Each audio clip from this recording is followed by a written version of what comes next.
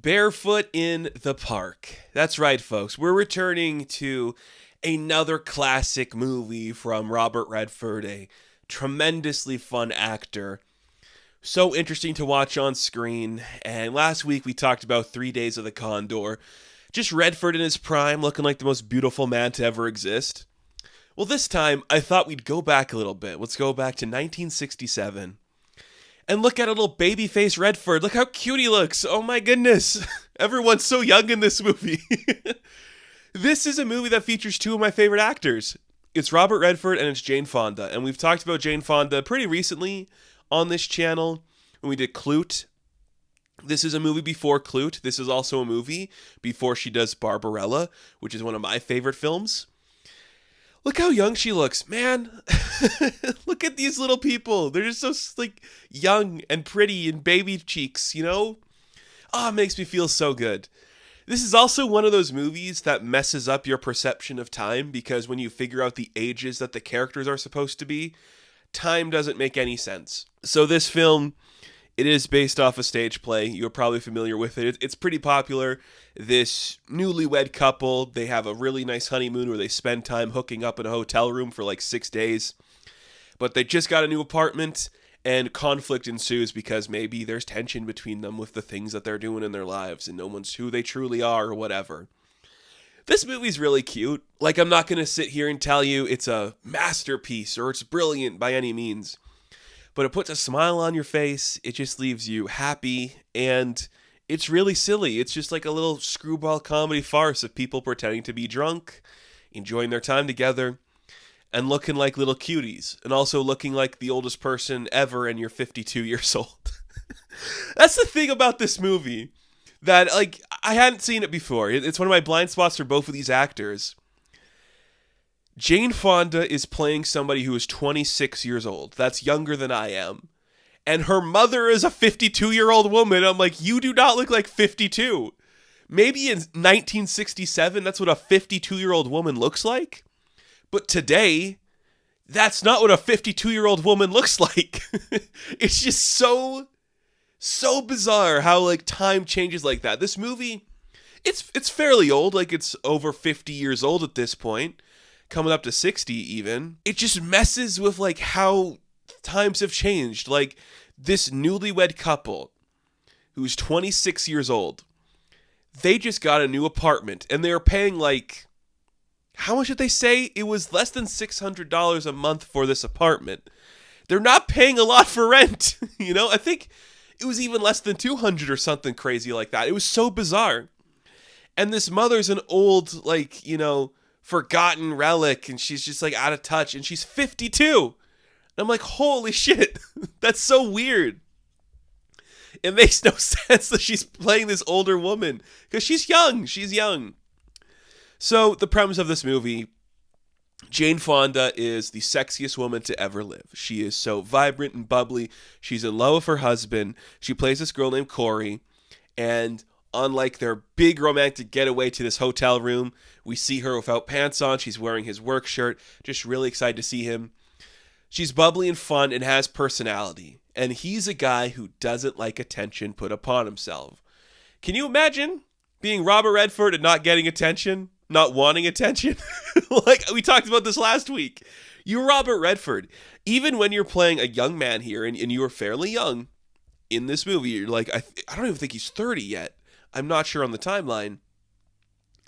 You're looking at like a really cute guy. And I'm like, this is a handsome man. Like people are going to look at you. They're going to be drawn to you. But he hates like the attention that his wife is giving to him. Like when they're in public and she makes jokes about like, oh, I'll see you next business trip, Mr. Bratter. And you're just like, oh, she's being silly and fun. He doesn't like that attention. He's like, it's serious business work. It's time to be a serious businessman. I'm a little boy now. I got to be a serious businessman. That kind of stuff. Meanwhile, Jane Fonda's just gotten used to the idea that she's going to be a stay-at-home wife.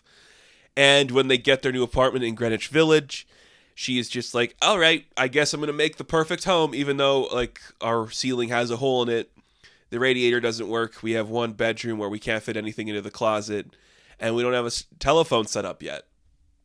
Nonetheless, she's going to make the perfect life for him, which is kind of the like dream.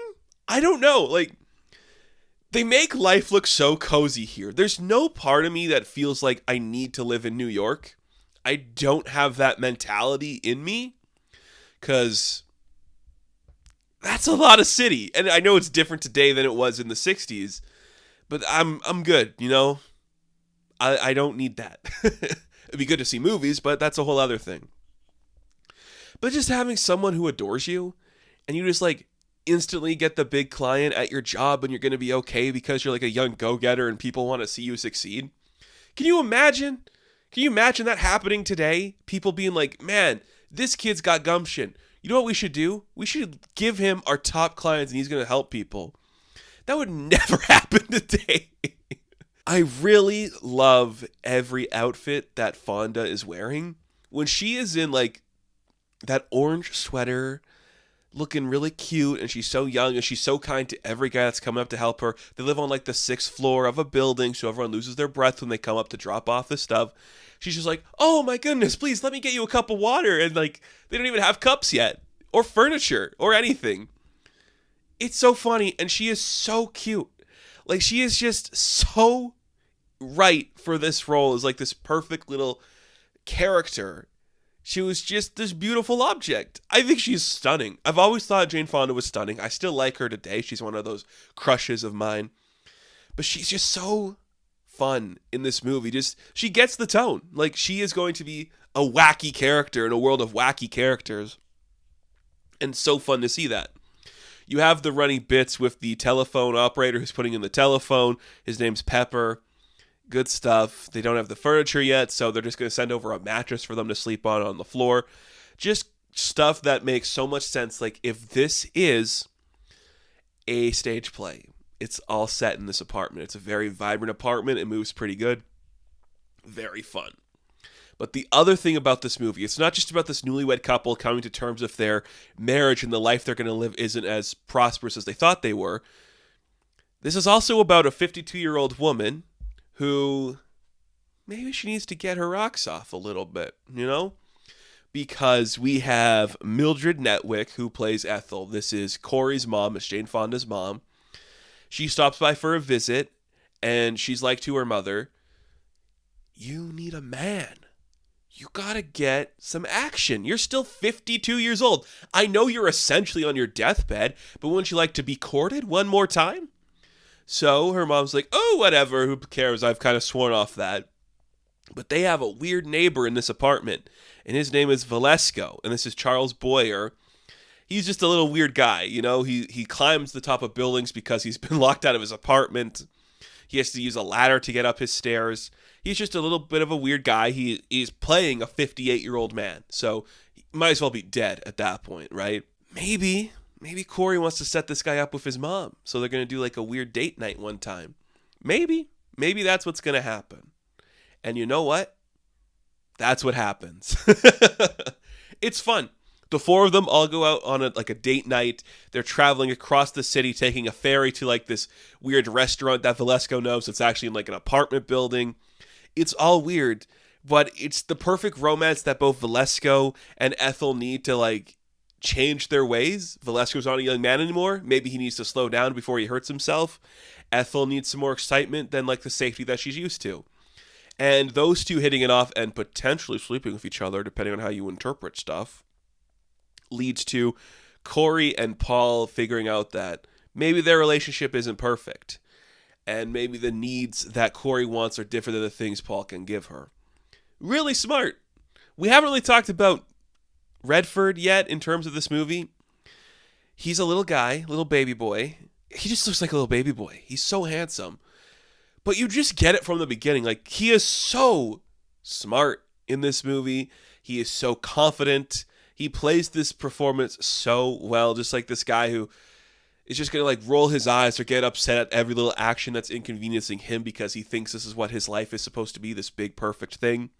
When you have Jane Fonda falling all over you, don't worry about the little stuff, man. You're going to get your furniture. You're going to get your phone hooked up. It's just a job. You have a beautiful wife who's just obsessed with you. Let it go. And speaking as a guy who recently got engaged, you know, sometimes that's all you can have. And that's all you need. Is just someone who loves you. even though the world around you isn't perfect, and maybe your living circumstance isn't perfect. It's really cool. It's really nice to see that, but it leads to them fighting because he's such like this button-down shirt, tucked-in shirt kind of guy, and she's like a free spirit. And he's like, how dare you call me a button-down shirt guy? I can be loose and crazy if I want to. And she says, well, why don't you walk barefoot in the park with me? And he's like, because it's a park and there's stuff out there. It was really cold. And she's like, aha, that's it. You always have a little reason not to do something. And he's like, I don't care. That's annoying. I want to put up with this. They're fighting and they get mad, and he eventually gets drunk. That's kind of the end of the movie, is them realizing they can be together. There's a little bit of like the fighting between the two because they're not happy, and she wants to file for a divorce and all that kind of stuff. You know, it's a different time, and in the 60s, divorce meant something different than it does now. Like today, I think it's not like a, sacrilegious concept. It's just something that happens when people feel this way. But imagine being 26 and divorced to Robert Redford. Oh, it's funny. It is kind of romantic, though, and I'm classing it under romantic tales because it's a movie about rekindling a love you have and finding new love when you're older in life, which I think are two very important things for people to experience. Like, you don't have to die alone, and maybe you should encourage your parents to find love, that kind of a thing. But it's an incredibly beautiful movie. Everyone's dressed perfectly. The script is really tight and interesting. You're watching two young actors in Fonda and Redford who are going to define 70s films. Just figuring out their stuff early and just blossoming from that. Redford plays a very cinematic drunk where it's just over the top and not like a real drunk, where he climbs on top of the roof to just look down the hole where he got a cold. Just completely insane man. And then he's running barefoot in the park and just tripping over everything and being a mess. And they're going to be together because neither of them want to be apart from each other. And even if they don't love them all the time, they're still in love with them. That is a lesson to learn, young kids, I guess, Put up with all of it. You know what I mean. Love is complicated and you have to push through some stuff for that, because sometimes you're going to be married to Robert Redford or Jane Fonda. What if you were married to the two most beautiful blondes to ever exist? That would be pretty nice. Look at these handsome kids just kissing and getting along. They're perfect for each other. They're so silly.